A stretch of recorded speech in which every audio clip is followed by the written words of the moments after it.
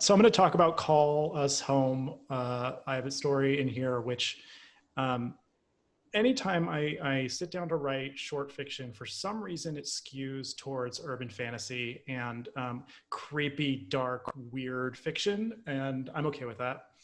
And this one was a fun story to write because it basically, it's structurally, it's a vortex where it has these 5 characters who are seemingly disparate, but when their lives are derailed and start to unravel and transform in a really negative way, they get drawn closer and closer together until finally, they come together in this crisis where the LApocalypse is underway. And so part of the fun of writing this was like, how bad could it get?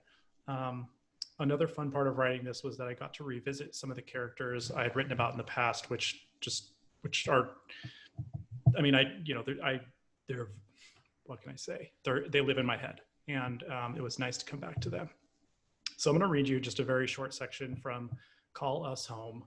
And at this point, it's in the point of view of the character of Salt, who some of you may remember from Salt in the Hellmouth, a story in Volume 1. I smell meat. I never cook meat at home. I peek my head out the front door, and the smell is even stronger, spiced with sulfurous, boozy ketones. What do you do when you smell the apocalypse? You follow your nose. I grab my bag and head out to a bike share station that materialized overnight last month near the Red Line station at Vermont and Beverly. I take the line north 2 stops and circle around the Barnsdall Hill, giving it a wide leeway since thar be Munsters. Elsbeth Barker's first and last illustrated novel, Frank Lloyd Wright and the Charmed Menagerie of Hollyhock House, should be required reading. I reach a bungalow in Los Feliz that looks familiar. A baby witch here needed some help a few months ago, as I recall. She was like a magnet for power. There are police cars and crime tape marking off the neatly kept lawn from a matching plot next door. The investigating officer, who I know fairly well, sees me and comes over. She gives me the rundown.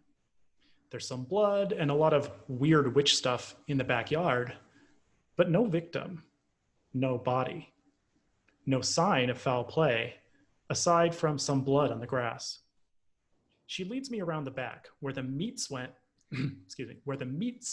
is overwhelming, and I see clearly on the grass a message: call us home. When I point it out, the officer raises an eyebrow. She doesn't see it. My mission is now clear. I've got to find the source of all this crazy before it's too late.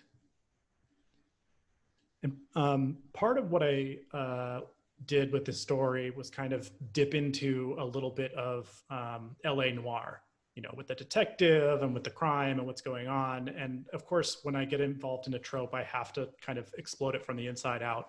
So things don't go as planned, but definitely Salt is on the trail of something. And if you want to know what it ends up being, then you should probably read the story in Volume 3. You should read Volume 3 for many reasons.